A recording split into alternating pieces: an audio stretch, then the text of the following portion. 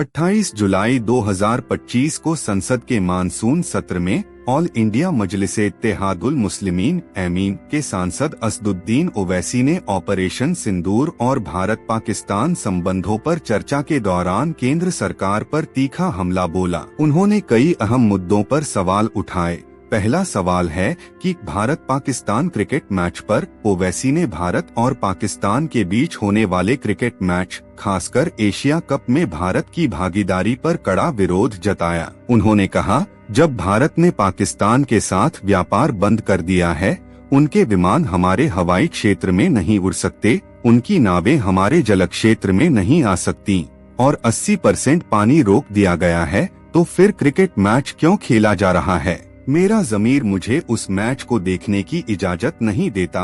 उन्होंने पूछा कि क्या सरकार पहलगाम हमले में मारे गए लोगों के परिवारों से कहेगी कि अब पाकिस्तान के साथ क्रिकेट मैच देखें। दूसरा सवाल है कि पहलगाम हमले पर जवाबदेही। ओवैसी ने जम्मू कश्मीर में हुए पहलगाम आतंकी हमले का जिक्र करते हुए सरकार से सवाल किया कि जब 5 लाख सुरक्षाकर्मी तैनात हैं, तब 4 चूहे आतंकवादी कैसे घुस आए और हमारे नागरिकों की जान ले ली। उन्होंने जवाबदेही तय करने की मांग की। पूछा कि क्या उपराज्यपाल, खुफिया ब्यूरो, आईबी या पुलिस जिम्मेदार हैं? अगर जवाबदेही बनती है तो कार्रवाई होनी चाहिए। तीसरा सवाल है कि ऑपरेशन सिंदूर और विदेश नीति। ओवैसी ने ऑपरेशन सिंदूर की सफलता की सराहना की, जिसमें भारतीय वायुसेना ने पाकिस्तान के आतंकी ठिकानों को नष्ट किया। हालांकि उन्होंने अमेरिकी राष्ट्रपति डोनाल्ड ट्रंप के सीज़फायर की घोषणा पर सवाल उठाया, कहते हुए, एक गोरा व्हाइट हाउस में बैठकर सीज़फायर का ऐलान करता है,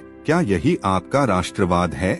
उन्होंने सरकार की विदेश नीति पर सवाल उठाते हुए कहा कि भारत अमेरिका और चीन के सामने चुप क्यों रहता है। चौथा सवाल है कि जम्मू कश्मीर में सुरक्षा चूक। ओवैसी ने कहा कि सरकार ने अनुच्छेद 370 हटाकर जम्मू कश्मीर को केंद्र शासित प्रदेश बनाया, लेकिन इसके बावजूद आतंकी घटनाएं जारी हैं। उन्होंने पूछा कि इतनी भारी सुरक्षा के बावजूद आतंकी हमले कैसे हो रहे हैं और सरकार की नीतियां क्यों विफल हो रही हैं। पांचवा सवाल, जम्मू कश्मीर में सुरक्षा चूक। ओवैसी ने कहा कि सरकार ने अनुच्छेद 370 हटाकर जम्मू कश्मीर को केंद्र शासित प्रदेश बनाया, लेकिन इसके बावजूद आतंकी घटनाएं जारी हैं। उन्होंने पूछा कि इतनी भारी सुरक्षा के बावजूद आतंकी हमले कैसे हो रहे हैं और सरकार की नीतियां क्यों विफल हो रही हैं।